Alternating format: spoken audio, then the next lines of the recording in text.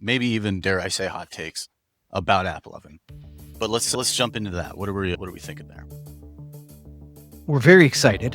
Yeah. Number one, because I've never seen a media channel come out of kind of nowhere and have this much scale potential. So that's like excitement piece number one. Excitement piece number two is we're on our way to producing. We're hoping to get like 10 total incrementality studies out of the channel. We have 2 so far. Both of them are really, really strong. This episode is brought to you by Vermont. Whether you're running paid ads on Meta, Google, or TikTok, Vermont can help you increase your conversion rates without touching your website. They help you save time by generating high-converting landing pages in minutes using AI and boost your ROI growth with built-in A/B testing and real-time optimization. Vermont offers seamless integration with your ad platforms and Shopify checkout, so you can create custom post-click experiences without designers or developers. Over 500 brands have scaled their e-commerce business with Vermont, improving their conversion rates by an average of 30%. Go to vermont.com/CTC today and sign up for your exclusive 7-day trial. That's fermat.com/CTC. All right, welcome folks to the DTC Hotline. This is your direct connection to hot takes, cold truths, and real e-com advice from the best in the business. I'm your host, Richard, the Professor Gaffin. Call or text 866-DTC-2263 to get your burning e-com questions answered. That's 866-382-2263. Just leave us a voicemail, shoot us a text, ask whatever is on your mind. DTC wise, our operators are standing by, or rather in this case, operator, Mr. Tony Chop is here with us today. Luke will probably be joining us a little bit later to answer some questions, but we'll get to him when he gets here. But for the time being, we have Mr. Tony Chop, the Chopper himself, who's our VP of Paid Media here at Common Thread Collective. Tony, what's going on? Doing good, Richard. Luke, the weatherman, is on location in a hurricane. Pretty sure. Yeah, exactly.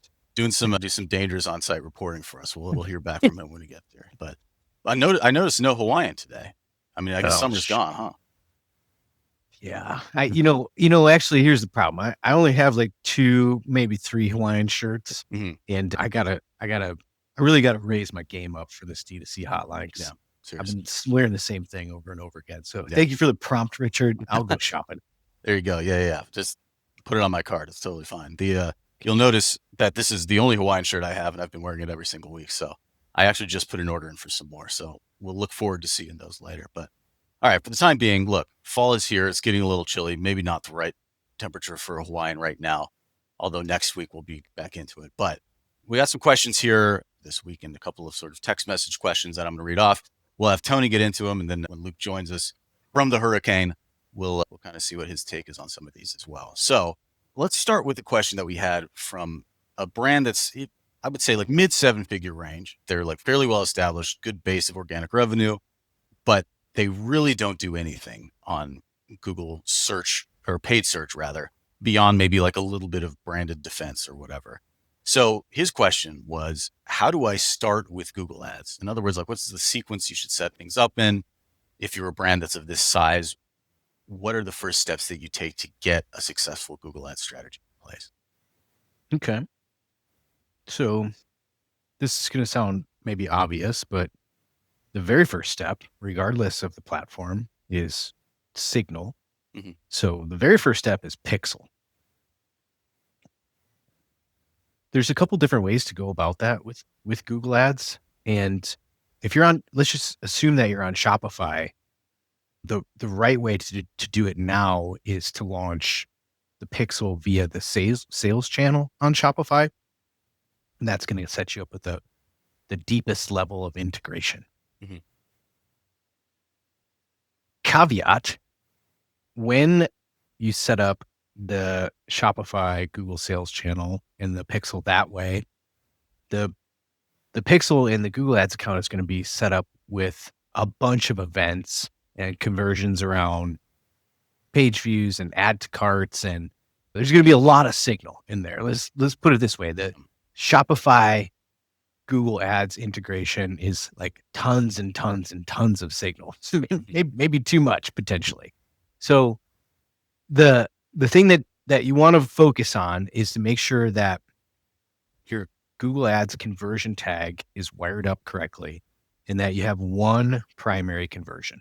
So this is a nuance and a difference from Google Ads to some of the other media platforms. You can have multiple primary conversions. So step number 1, get your tag set up correctly. Step 1.5, make sure that it's just one primary conversion. So you're avoiding double counting or repeat counting. Okay. So let's assume that you have all that dialed in and now you're ready to go build some stuff in Google Ads. The most important ad product for e-commerce advertisers, the most important ad inventory for e-commerce advertisers in the Google Ads ecosystem is shopping ads. So little picture ads on the search results page. Those are feed-driven ads. So you thought I was going to go into the Google Ads account, but I'm not. Yeah. The next place you have to go is into Google Merchant Center. So if you're a Meta advertiser, it's the ancillary or corollary is the Commerce Manager. So in the Google Ads ecosystem, it's called Merchant Center. You got to make sure your data feed, your product feed is going into Google Merchant Center. If you're using Shopify and you're using that Shopify sales channel app, this is going to help you make that connection as well. But you want to make sure that you have all your products in there and that your products are approved in Google Merchant Center. And if you want to go the extra mile, a lot of times what you have as a default setting for your product titles are whatever's on the PDP. The tricky part or the nuance or the cool part, I guess, with Google Ads is the product title is the targeting. So whatever keywords are in there is what your product ads will show up for. Mm-hmm. So let's just give you a scenario. So let's say you sell sunglasses and your product title is your brand name plus some cheeky product name. Brand name plus, I don't know, super fun, awesome shades. Yeah, sure. You might, it would be worthwhile to spend some time adding some keywords into your product titles in Google Merchant Center. So keep your brand name in there, but add in color, shape, size, anything that somebody might be searching for where your product would be a good fit for them. Yeah. Okay, so we talked about signal, first of all.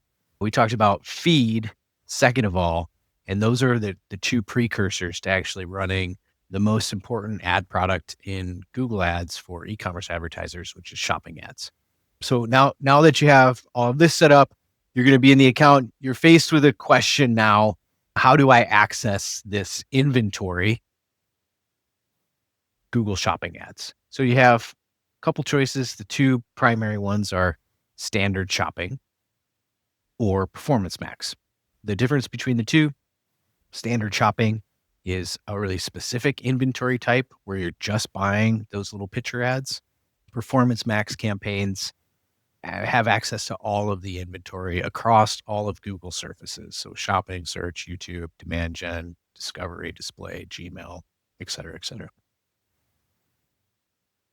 If you're just starting out, there's not really a right or wrong way to do this, but if you're just starting out and you want to dip your toe in the water, the standard shopping ads are more simple. It's more of a simple setup. There's less that can go wrong. There's less opportunity for confusion. Are my ads showing on YouTube or display or search or et cetera, et cetera. So given what you've described to me in this business that's new to the space, get the pixel set up correctly, get the feed set up correctly, run some standard Google shopping ads. Go get your feet wet that way. Keeping it simple. In terms of so the steps, I guess in this particular case, they're already kind of doing branded search, but let's say that wasn't in place. Where is that on the priority list? Yeah. Well, we used to talk about this Google Ads order of operations, which is basically just a sequencing. And And actually brand was the first one in that step. The thing about brand advertising is it's kind of like the least exciting thing that Yeah. you can do on Google Ads, I would say. General rule of thumb is your Google Ads account is healthy if no more than 10% of your total investment is on the brand piece. So let's just make up some numbers. Let's say this brand is spending $5,000 a month on Google Ads. Well, if you came to CTC, we would want to be chasing towards how do we invest $30,000, $40,000, $50,000 a month into non-brand activities. Mhm. And the primary place that we would want to go do that is in the Google shopping space. Gotcha. Okay. Well, I think that kind of that answers that one in terms of at least Okay. like the initial. Oh no, go ahead. Well, okay, so that's all like the standard status quo sort of stuff. Okay. The absolute most exciting place on the Google Ads platform is the YouTube inventory accessed through the demand gen product. We've been on this journey for the better part of the last year or so around exploring the incrementality of YouTube specifically. And we're getting like pretty wide variation of, in certain cases, it's performing really, really well. And in other cases, not so well. So once you have your brand set up in a way that's like tight and simple and straightforward, and you feel like you have good representation there and you're doing some defense against competitors and you've explored Google Shopping, you've kind of pushed into that, the next place to go is into YouTube through the demand gen product. And that's the place where I think there's a lot of blue ocean for exploration for brands to really, really find their audience and introduce themselves to brand new customers. Still sending people from email, SMS, or direct mail to the same old product pages? It's time to level up with Vermont's AI landing page and PDP builder. In just minutes, you can spin up personalized landing pages and PDPs for every channel, from email campaigns to QR codes and direct mail to paid ads. No designer, no developer, no waiting around. And that's just the start. With Vermont, you can A/B test every funnel, customize experiences by audience, and track performance across all your channels, all in one sleek dashboard. Now here's the kicker. Most people think Vermont is just for ads, but actually 80% of our customers use it in email, direct mail, and every place they need a landing page that works harder. Try it yourself, free for 7 days. Head to vermont.com/CTC or just click the first link in the description. Yeah. Well, yeah, exciting stuff and probably worth its own question at some point to dig into that a little bit more. But let's roll on to our next one here. This is from a brand, actually it's similar, which is this is a brand, supplement brand launching on Amazon. And this particular business owner, they were trying to figure out what sort of like the best practices, I guess, for bringing that product into Amazon. Now, in this particular conversation, Taylor was in it as well. And he was saying the supplement space is incredibly difficult to break into on Amazon just because it's so commoditized and people are winning on price there. But what I was curious about anyway for you and maybe also Luke, if he joins us, is getting a sense of like some basic best practices for thinking of expanding to Amazon. Yeah. Yeah, I think the thing that's like the most unique about the Amazon ecosystem is the fact that the velocity of product sales, like how much you're selling, is a ranking factor, an influencing factor to how well you show up in the search results or organically. So I think that the case can be made that what you should do is not necessarily run your entire product portfolio. And, maybe it's a supplement brand that only has a couple SKUs. What you should do is focus on the velocity of how many units you're selling. And if it's me, like to Taylor's point, it's really, really competitive, and you're going to be up against a bunch of other advertisers that are pushing velocity at well under break even, because everybody in the supplement space understands their LTV math. So if you're gonna try to win on Amazon, I think you have to get real about what investment is going to be required to get to a sales velocity that's actually going to help you cut through the noise in any particular category. So I think there's a couple tools that are unique to the Amazon space that are pretty useful. Like Helium 10 is the most popular one. So if you haven't checked that out yet, that's where a lot of product research starts, and you can understand like what are the top selling ASINs, call them SKUs, they call them ASINs on Amazon for any particular category, and what is the sales velocity of those products. And you can work your way backwards from, all right, well, if I got to get into this space where there's other competitors that are selling, 1,000, 5,000 units a week, something like that, like what sort of advertising budget do I think I would need to put into this to compete effectively? Right. It's gonna be a tight squeeze, especially after Amazon takes their cut. Yeah. Well, yeah. So I guess coming away from that conversation, there was a little bit of like, well, it seems like Amazon is basically a losing prospect for brands, at least like that were in her position, which is like slightly smaller brands. But what's a scenario in which it's like, it's the right move, I guess?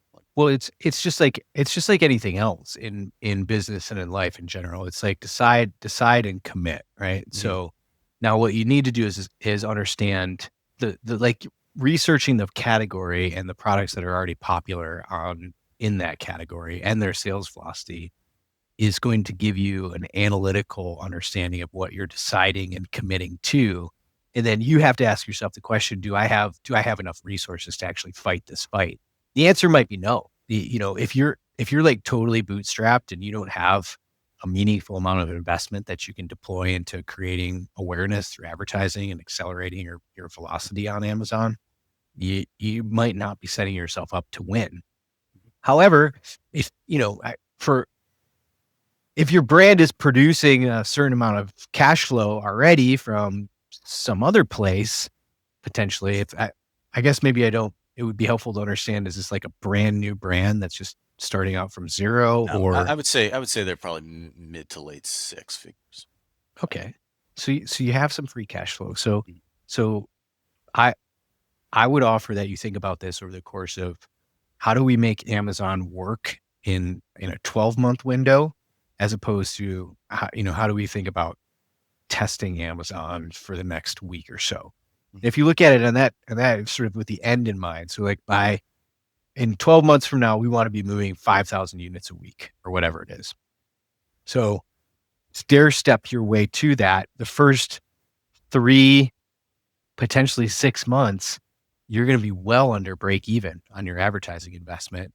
And how much cash is that going to require to get over the hump into this point where you have a little bit of a flywheel happening on Amazon, or you're getting some organic traffic, you're getting everything you're doing is not like bullying your way into the auction through paid media, which is effectively what you're going to be doing during the first period that you're going through, which is bullying your way into the auction through paid media, which you can 100% do. There's just a cost associated with it. Yeah. Yeah. Well, I think that's the useful piece of advice or thing to pull from that is like that idea of like thinking about the commitment in terms of a year as opposed to in terms of a week. I think is a great idea of just thinking through like, we're going to be in this and we're aiming to see the results that we want to see in this like really wide window of time, which gives us some kind of build up to that, as opposed to we need to win now for us to understand or for us to believe that this is a good channel for us, right? Well, yeah. I mean, listen, if I just had like a random like money printing factory, like it was as easy as that, like wouldn't everybody do it?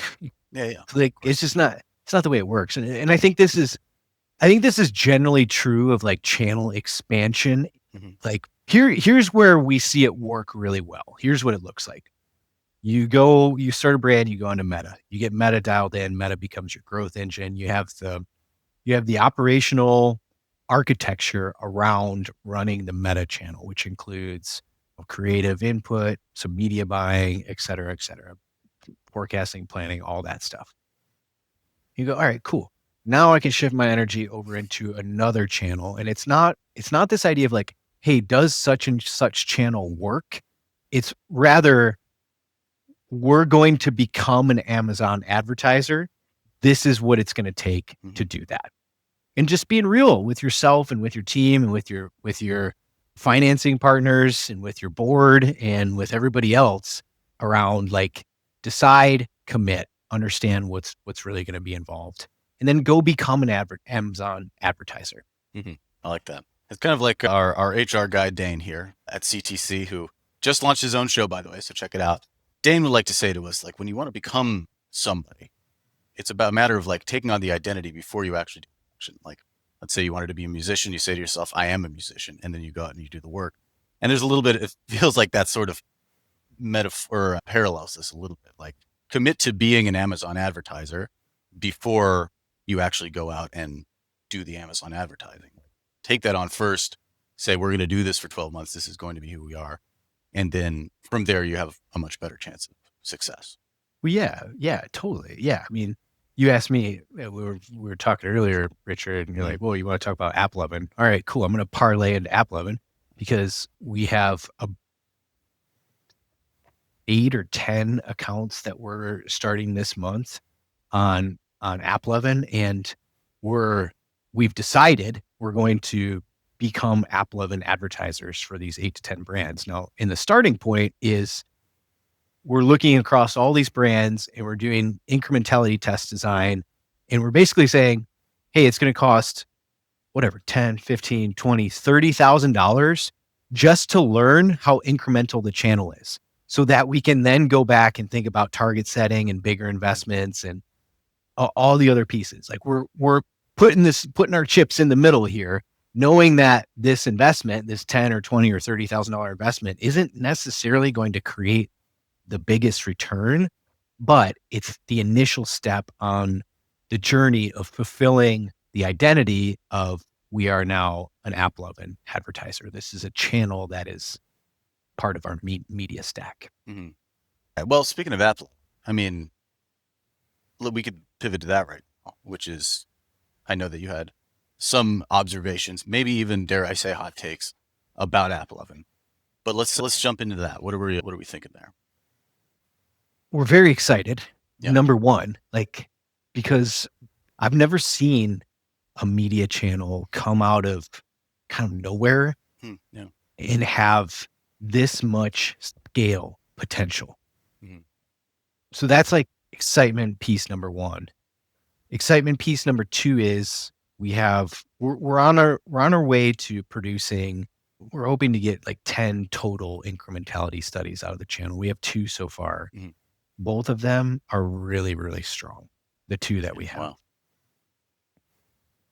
Little side note, sometimes with new channel exploration, it can be difficult to get signal into the incrementality test. And the way that manifests is we end up without a statistically significant result. So effectively, we run the media and our data science team says, it could have just been chance. Like, the signal isn't strong enough.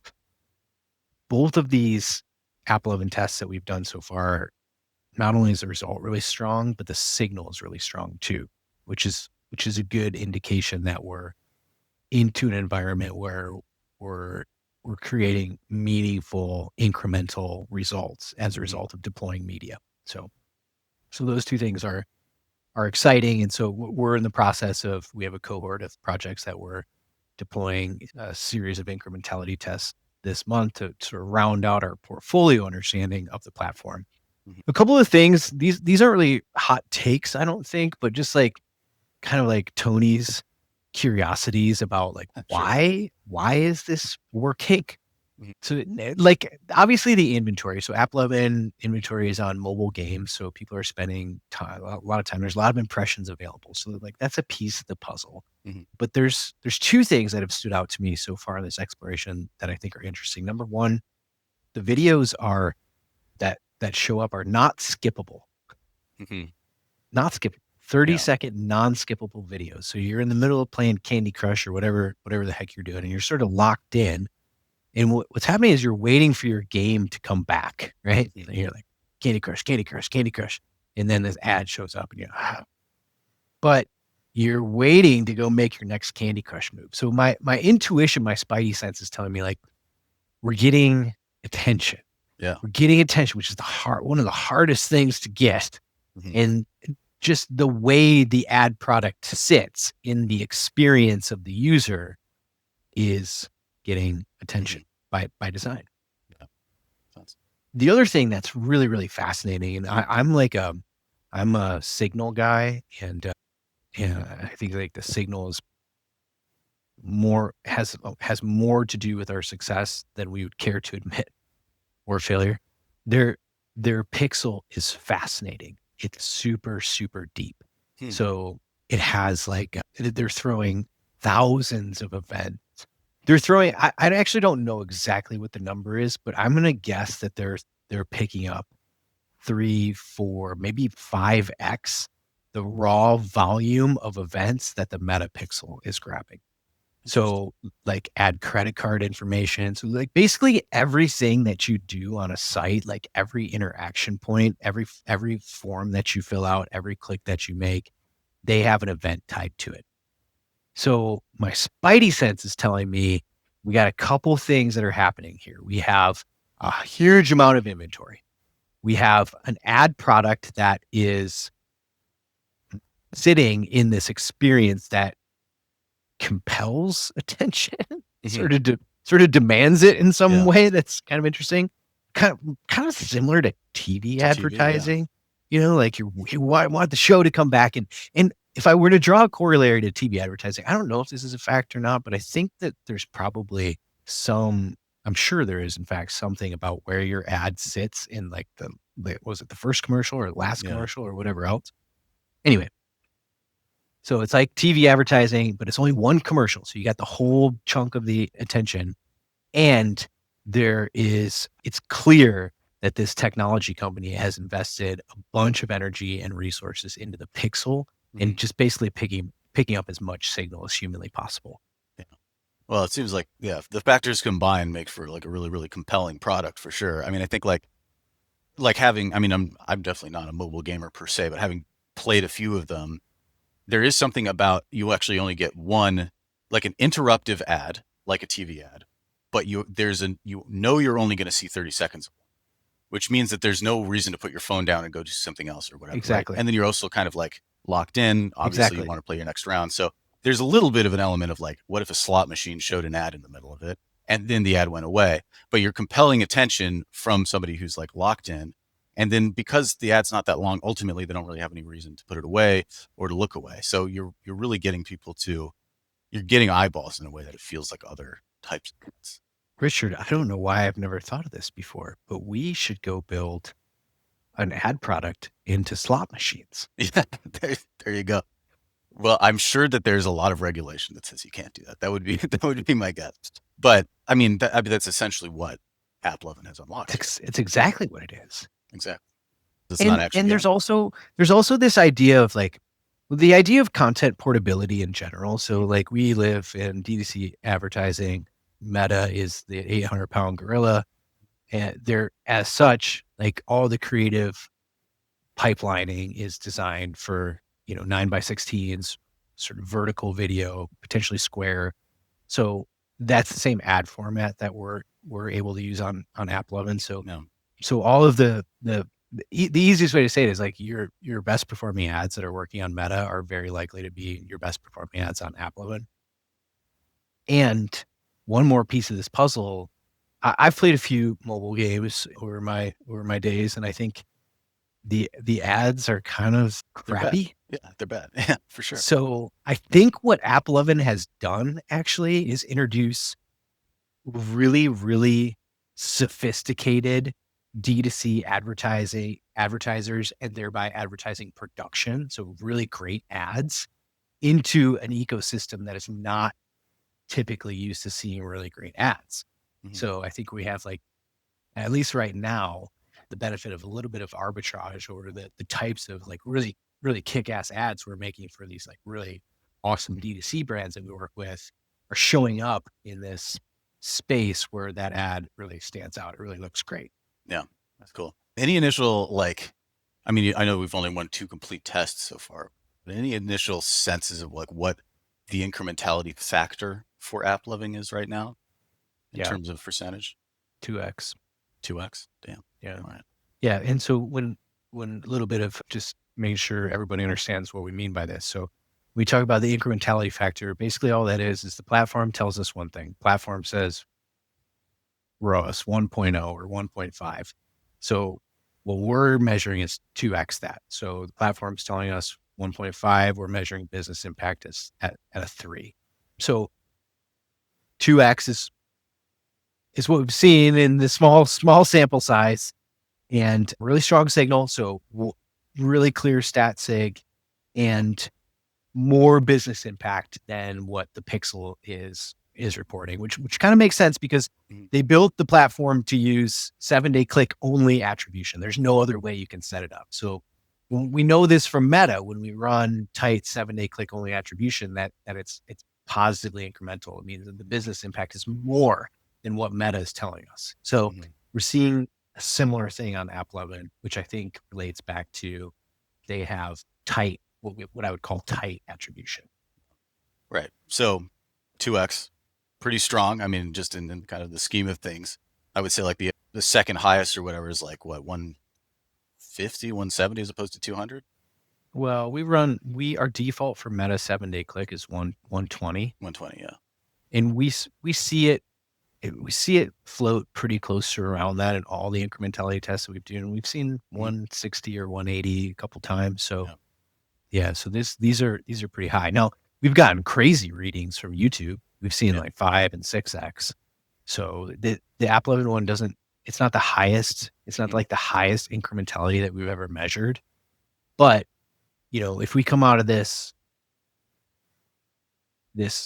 group cohort study and we end up with something that's 150 or 160 or 170, somewhere in there, it's going to make for a pretty strong case around why you'd want to go adopt the identity of an AppLovin advertiser. There you go. I like it. All right. Well, that'll be it. We can make that Tony's hot take for because that you should go adopt the identity of an AppLovin advertiser right now. Run, don't walk. Well, we're sitting at about 30 minutes here. Looks like Luke probably got lost in the storm, sadly. So we'll hopefully see him next week as well. But I think we'll leave it at that, unless you have another hot take that you'd like to bring to us.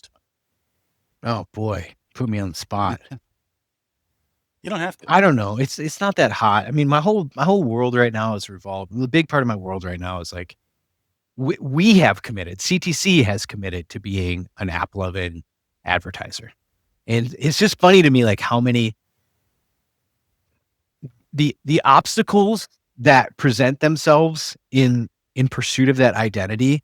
You could never figure all of them out. Like, so for example, like today we have one advertiser that we're working towards this process with, and they're like, I don't have a corporate card, I can't set up the account. I was like, all right, get on my CTC card. We'll sort out the billing stuff later, right? So like, it's just it's the identity first, and then just like,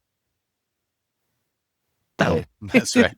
Working your way towards it. It's not really a hot take, but it's the truth. Yeah, there we go. Hey, the truth works too. All right. Well, I think that's going to do it for us. And hey, if you want to talk to us about maybe getting in on AppLovin here via the CTC method, commonthreadco.com, hit that hire us button. Let us know that you'd like to talk. We would love to talk to you about this. Tony would love to whip out his company card to help you get on it. So, and I'll also provide my one non-ecom hot take of the day. I should probably save this for next month, but Thanksgiving turkey, pretty good. I think it's good. I like it. It's delicious. Sorry, I have one more hot take. Okay. So for the record, we are not an AppLovin shill. We don't get anything from AppLovin. So I've seen some squabbling on LinkedIn around, hey, what do y'all getting on this? I don't give a shit. Okay. My job is to find effective ways to deploy media dollars. That's it. At the end of the day, if we can do that on behalf of our clients, then everybody wins. So I don't have any. Nobody pays me anything except for Taylor. Yeah, there you go. And I can tell you from experience that Tony's passion is the deployment of media dollars in an efficient way. That's it. If he wasn't, he wouldn't take a dime to say anything otherwise. So, all right. Well, I think that's going to wrap it up for us. Next week, we'll dredge Luke up from wherever he is, and we'll bring him back in here. And next week, I believe too, we're going to have a couple more Hawaiian shirts because I wear the same one every single week. So, all right, until next time, folks, that'll do it for us. Remember, if you want your questions answered on the pod, leave us a voicemail, send us a text, 866-DTC-2263, and we might read your question on a subsequent episode. All right, for Tony Chop, I'm Richard Gaffin. Take care.